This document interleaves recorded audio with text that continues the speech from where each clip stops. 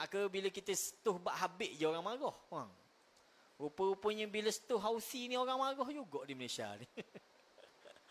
Parah kita kena kata apa ni program di Rehlah. Dak tengok. Tapi waktu kita budak tengok tu dia dalam TikTok. Bukan dalam live Facebook kita, dalam TikTok orang tu orang. Masya Allah, Masya Allah, Masya Allah. Parahnya gomo. Dalam bila Fadil Tok Guru kita tanya tentang Houthi di Yaman, lalu kita jawab, kita cerita benda betul tentang Houthi di Yaman. Ada pun dia pergi serang Israel, adakah kita kata benda tu salah? Tak. Kita sebut wakil di Yaman. Apa yang berlaku di Yaman. Sekarang ni masyarakat kita di Malaysia dia tak tahu benda. Siapa Houthi pun dia tak tahu. Tapi yang dia tahu, Houthi serang roket ke Israel.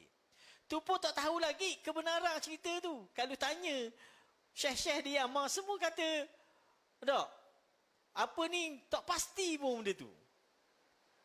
Tak pasti pun benda tu betul tak dia serang sampai ke Israel. Betul? Tu satu. Dan kalau lah dia serang, kita tak kata salah pun bagus lah. Kita sokong dia serang tu. Cuma kita bakit kebatilan yang dia buat di Yaman. Seolah-olah puak-puak Houthi ni kalau betul dia serang Israel, kalau betul dia nak bantu saudara kita di Palestin tu, kenapa dia double standard? Macam mana double standard? Di sana dia serang Israel, dia nak tolong orang Islam, umat Islam di Palestin yang teranai oleh Israel, tapi dalam masa yang sama dia serang orang-orang ahli sunnah di Yaman. Bukan serang biasa, dia bunuh ahli sunnah di Yaman. Takkanlah oleh kerana dia buat baik, dia serang Israel, maka kita boleh membenarkan kebatilan yang dia buat di Yaman. Mana boleh tu? Tak. Kezaliman tetap kezaliman, kebatilan tetap kebatilan, mesti kita nyatakan. Dan semua ulama ahli sunnah di Yaman, tak kira ulama salafi ke ataupun ulama haraki, semua telah mengeluarkan pandangan mereka tentang Houthi ni. Siapa Houthi ni? Kalau kita tak mahu pegang, tak mahu pakai lah fatwa-fatwa ulama-ulama, kita kata salafi, wahabi ke, ambil ni fatwa-fatwa ulama-ulama haraki, geng-geng haraki ni, geng-geng gerakan Islam, ambil fatwa dari kalangan ahli gerakan Islam ni. Benda mereka kata tentang Houthi ni.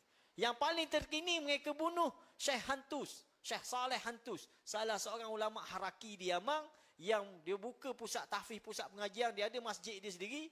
Mari puak Houthi pergi serang, pergi bunuh dia dalam rumah dia, cederakan isteri dia dengan alasan dia kata Syekh Hantus ni tali barut Israel. Tersebar dalam media, dia kata ni tali barut Israel, dia kata. Sedangkan bila masa hamba Allah ni tali barut. Cuma dia tak setuju dengan puak-puak Houthi ni. Dia tentang sama ceramah dia katak sama Houthi. Tiba-tiba Houthi mari serang, bunuh dia. Adakah kita kata oleh kerana dia serang Israel, maka halal dia boleh buat apa saja di Yaman? Sabar. Kita tak ingat, kita tengok dalam apa ni akhbar, dalam berita di Yaman, list kejahatan Houthi di Yaman ni. Antaranya benda Houthi ni dia masuk ke kampung-kampung, dia pasang peri api. Terbayang? Dia pasang peri api. Siapa jadi mangsa? Budak-budak besar ni. Budak lelaki puang, dia ingat kemainan. Pegang-pegang lapung meletup, putuh jari, putuh tangan. Bukan seorang dua, berpuluh orang. Budak-budak, cedera parah kena peri api yang ditanam oleh puak Houthi ni. Dah adakah kita kata, dia ni pejuang Islam? Hak ni tak ada orang tahu, kecuali orang yang ada di Yaman saja tahu benda ni. Tapi kita kena maki macam-macam dia dalam TikTok. Ni puak ni kita percaya Tok Guru lagi pada ni. Ustaz ni karut lah, macam-macam dia kata lah. Subhanallah, kita kata. Gilah puak demo kita hanya sampaikan kebenaran sahaja. Jadi oleh kerana itu kita kata kebatilan tak boleh kita oleh kerana dia buat satu kebaikan benda lain, maka kita membenarkan kebatilan dia. Kita kata kebatilan tetap kebatilan.